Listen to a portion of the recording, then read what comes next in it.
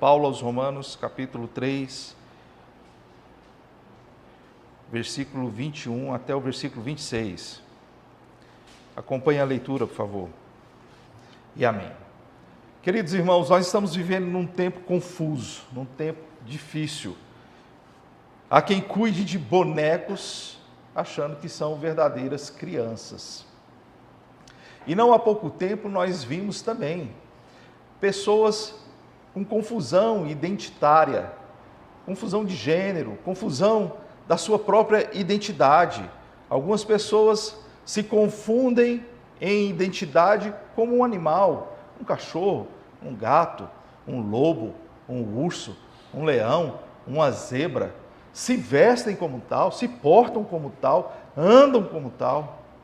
E percebemos que essa confusão tem sido cada vez maior e mais exposta por causa da tecnologia que nós temos acesso. Hoje, na palma da nossa mão, nós temos o mundo inteiro.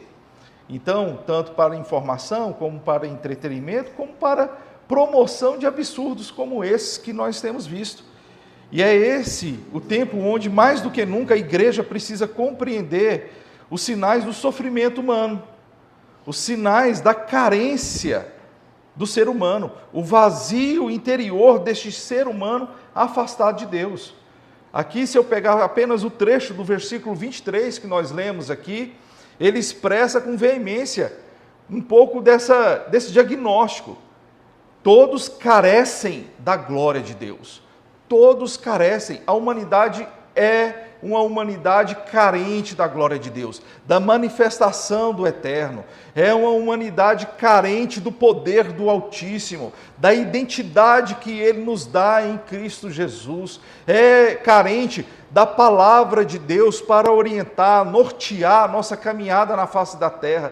Toda a humanidade é carente da glória de Deus. E não há acepção de pessoas. O apóstolo Paulo, no versículo anterior, diz isso. Não há acepção, porque todos pecaram. E em todos pecando, todos são carentes da glória de Deus. Por isso, nós precisamos mais do que nunca responder com verdade, com paixão e, sobretudo, o Evangelho, que compreende tudo isso. Compaixão, verdade, amor, para com essas vidas, com todas as pessoas que nos cercam. Porque o mundo ferido busca consolo em lugares estranhos. É por isso que está essa confusão toda que nós estamos vivendo. Um mundo que está ferido no seu coração, que quando se identifica com o animal, cuidar de um boneco como um filho, criar uma realidade paralela, tudo isso revela a carência emocional profunda em que as pessoas estão envolvidas. Essas práticas, por mais bizarras que pareçam, denunciam feridas não tratadas, lutos, traumas, solidão, vazio de sentido. Não são comportamentos apenas excêntricos. Não. Muitas vezes, esses comportamentos são verdadeiras expressões de dor. São gritos da alma. São pessoas que estão denunciando a sua carência e a sua necessidade de Deus.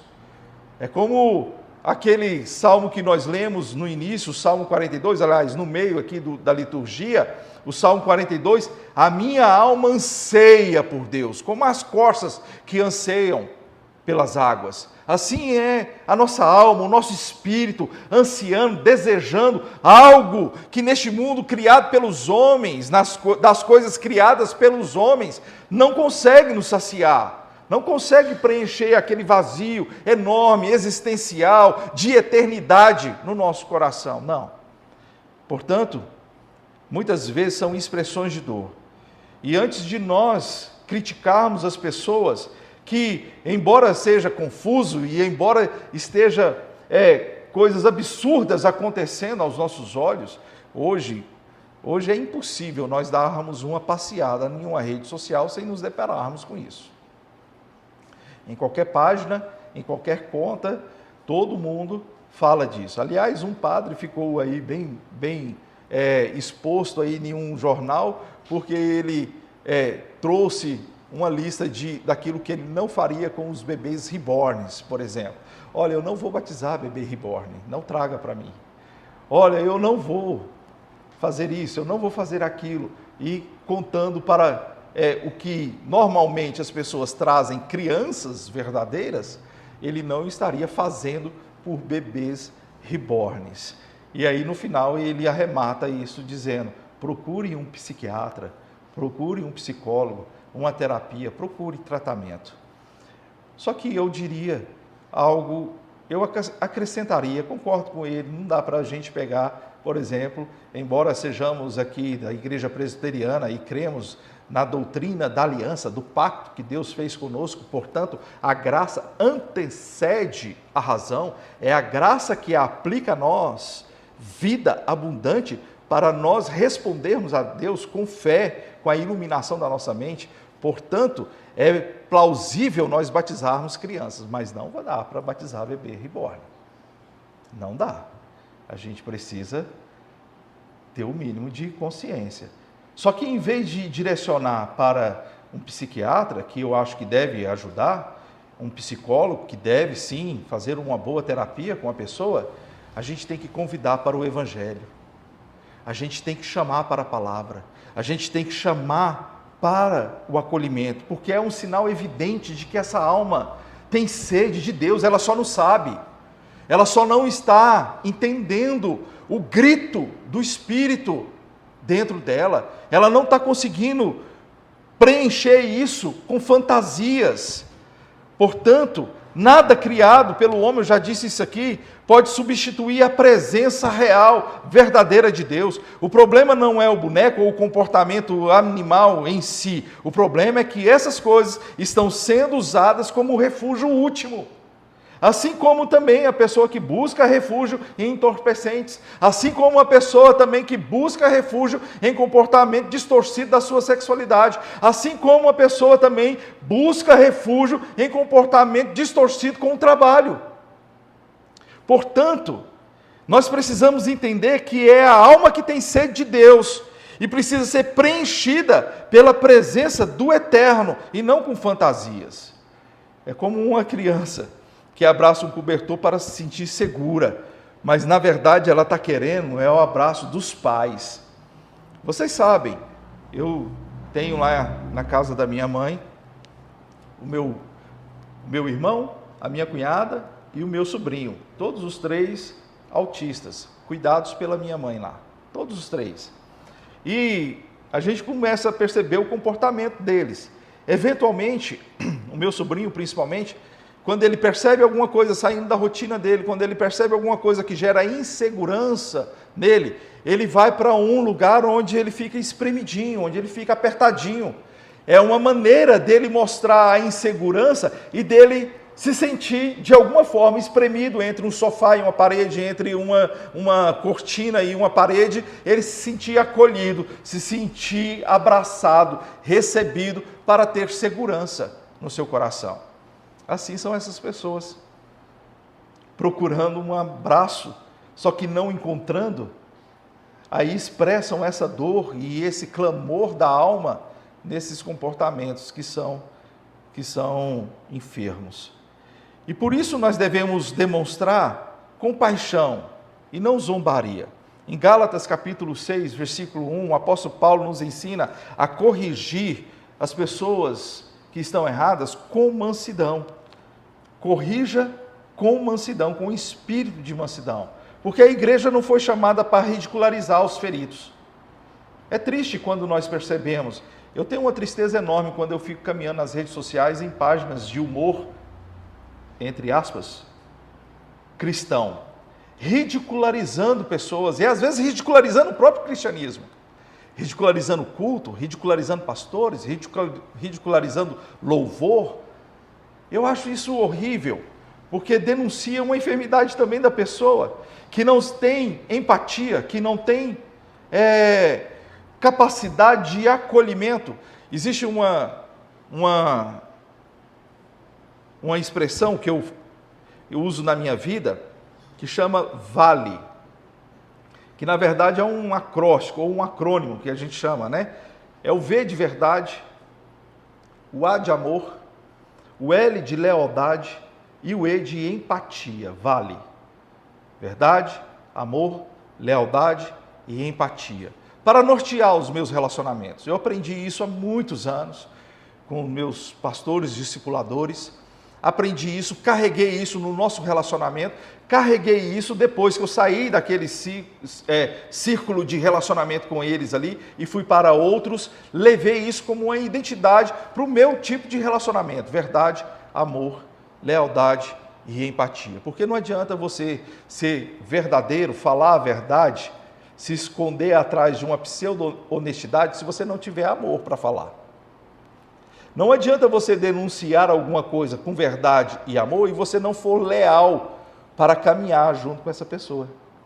E não adianta você tentar caminhar com alguma pessoa se você não for empático, tiver compaixão dessa vida, para poder saber quais são os seus dramas, as suas dificuldades e eventualmente oferecer rotas alternativas para a superação das suas próprias dores.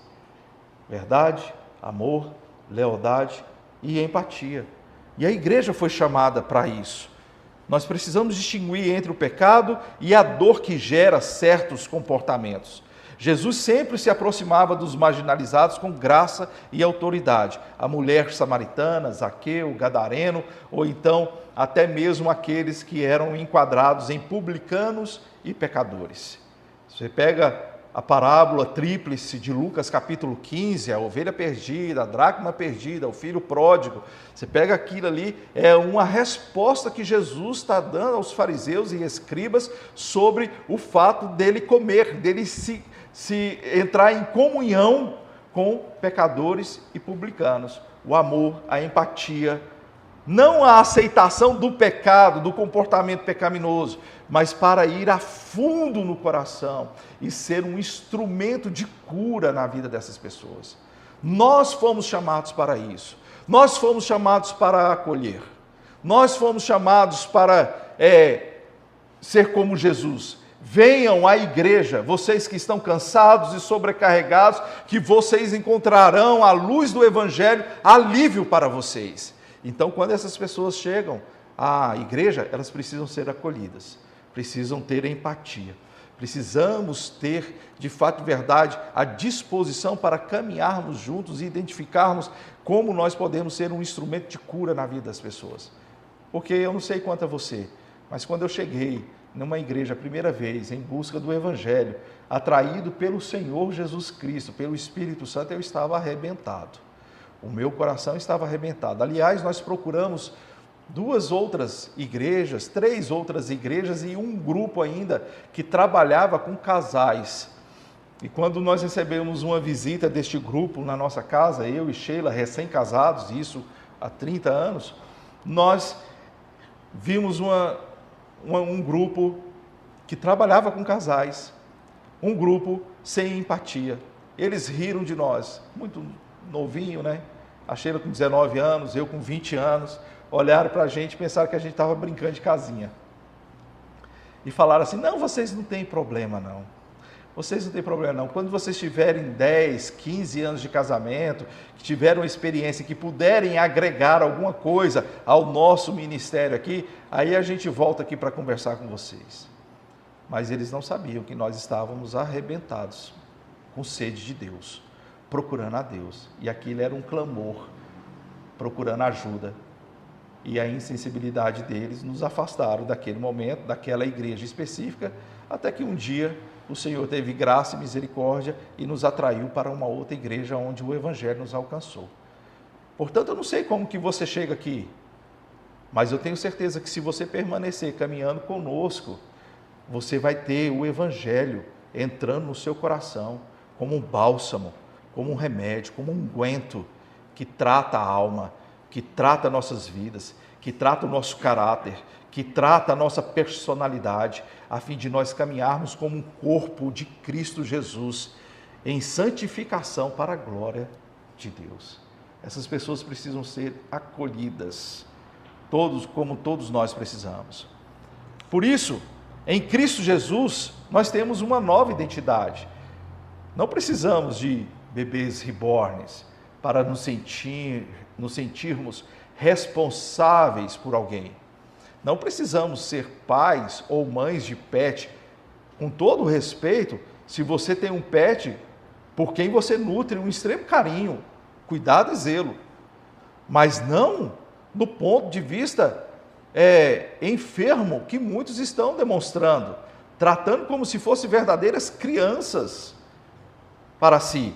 Então, isso é falta de uma identidade. Se alguém está em Cristo, diz o apóstolo Paulo em 2 Coríntios, capítulo 5, versículo 17, é nova criatura, tem uma nova identidade, porque em Cristo Jesus nós recebemos o poder para sermos feitos filhos do Altíssimo. Antes éramos somente filhos de um Deus Criador, mas agora nós somos filhos do Abba Pai. Somos filhos daquele que nos faz andar em maturidade até chegarmos à perfeita varonilidade de Jesus Cristo, sermos maduros como Cristo, sermos a imagem e semelhança restaurada em Cristo Jesus. Portanto, quando nós chegamos ao Evangelho, ele não apenas nos consola, mas ele também nos transforma. Ele nos faz caminhar em novidade de vida. Em Cristo nós não precisamos mais nos esconder atrás de máscaras emocionais, fantasias ou identidades alternativas. Não. Ao contrário, Jesus Cristo nos dá um nome novo, um propósito eterno e um lugar de pertencimento real na família de Deus. Efésios capítulo 2, versículo 19, fala: nós não somos mais estrangeiros e peregrinos no reino de Deus, mas nós somos da família de Deus. No mundo, sim, somos estrangeiros e peregrinos, mas nós pertencemos agora a uma família, e essa família é a família de Deus. Aquele possesso gadareno, que estava possuído por uma legião, era rejeitado, violento, desfigurado, mas após encontrar Jesus Cristo, ele se encontrou, conforme diz lá em Lucas capítulo 8, a partir do versículo 35, em perfeito juízo. Ele foi restaurado em sua identidade, ele foi restaurado na sua dignidade humana, ele foi restaurado na sua própria vida diante de toda a sua comunidade. E ele, vendo Jesus junto com os discípulos num barquinho, disse: espera, eu quero ir com vocês. Jesus: não, você já foi restaurado, você tem uma missão, um propósito. Vá dar o testemunho daquilo que Deus fez por você, dá testemunho daquilo que o Senhor ministrou, da libertação que você experimentou e da nova identidade que Deus te deu. E ele saiu em Gadara e em outras regiões ali chamada Decápolis, porque era uma região que convergiam 10 cidades, perto ali do Mar da Galileia. E ele foi o pregador, instituindo algumas igrejas, inclusive ali na história da igreja nós temos algumas igrejas ali que dizem que foram alcançadas, que foram estabelecidas por um certo homem que tinha sido oprimido por muitos demônios. Foi aquele homem de Gadara. Foi aquele homem que percebeu o seu propósito no reino eterno de Deus. Aquele homem que percebeu que Jesus Cristo lhe deu uma nova identidade, que restaurou a sua dignidade e que saiu proclamando isso às pessoas. Isso nos mostra que a igreja é um lugar de restauração. Em Isaías capítulo 61, nós temos aquela famosa passagem bíblica que Jesus Cristo, em Lucas capítulo 4, na sinagoga, leu e disse: hoje se cumpriu essa escritura, ou seja, estava se cumprindo nele mesmo. O Espírito do Senhor está sobre mim para libertar cativos, para curar enfermos, para pregoar o ano aceitável do Senhor. E hoje é a igreja que tem esse Espírito Santo, porque o Senhor Jesus Cristo disse para os seus discípulos: fiquem em Jerusalém até que vocês sejam revestidos de poder. E o Espírito Santo veio e revestiu a igreja de poder. E ele disse que depois desse revestimento, a igreja seria testemunha em Jerusalém, Judéia, Samaria e até os confins da terra. E cá nós estamos, porque a igreja foi revestida de poder do Espírito Santo, e os discípulos de Jesus foram se multiplicando. Ele mesmo disse: toda autoridade me foi dada no céu e na terra, portanto vão preguem, ensinem essas coisas e façam discípulos. Portanto, esses discípulos foram em uma potencialidade de multiplicação até chegar aos dias de hoje, e nós somos frutos disso, dessa expansão da proclamação do Evangelho. E nós formamos essa igreja que é um quartel-general, onde acolhe, onde apresenta as boas novas, onde o Evangelho de Boas Novas não somente traz este acolhimento, mas traz também a transformação, gerando uma nova identidade, dando um novo propósito, e essa igreja é o lugar pleno da nossa restauração e proclamação. E é por isso que a igreja precisa ser um refúgio seguro para aquele que está cansado. A igreja precisa ser um ambiente de verdade que traz libertação. A igreja precisa ser um espaço de restauração da identidade e do ser humano em Cristo Jesus. De nós sermos, de fato, de verdade, aqueles que em Cristo olhamos para o mundo que nós estamos vivendo. Confuso. Às vezes, tentando nos confundir. Mas aquele que está em Cristo não fica confundido por muito tempo, porque o Espírito Santo traz discernimento, porque o Espírito Santo ilumina os nossos passos, porque o Espírito Santo nos mostra na palavra de Deus o caminho que nós devemos andar. Porque num momento como esse, nós refletimos sobre aquelas pessoas que estão ao nosso redor e, de fato e de verdade, nós oramos e nos colocamos nas mãos de Deus. Senhor, ajuda-nos a sermos bênção no mundo que nós vivemos. Eu e você temos essa responsabilidade. E nessa noite, com essa palavra, de que o mundo é um mundo carente da glória de Deus. O mundo é um mundo carente da glória de Deus. E nós experimentamos aqui. Hoje não foi cantado, mas tem um cântico que nós eventualmente cantamos aqui. Eu vejo a glória do Senhor hoje aqui. Conhece essa música? Eu vejo a glória do Senhor hoje aqui. Porque quando nós nos reunimos, Mateus 18, 20 se torna uma realidade. O cumprimento da promessa de Deus. 2 ou mais reunidos no meu nome, eu estarei presente. E eu gosto de usar sempre os 3 P's, né? Presença, poder e propósito.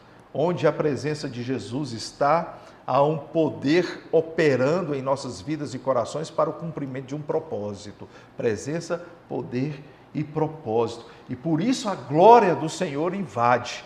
O Senhor habita em meio aos louvores.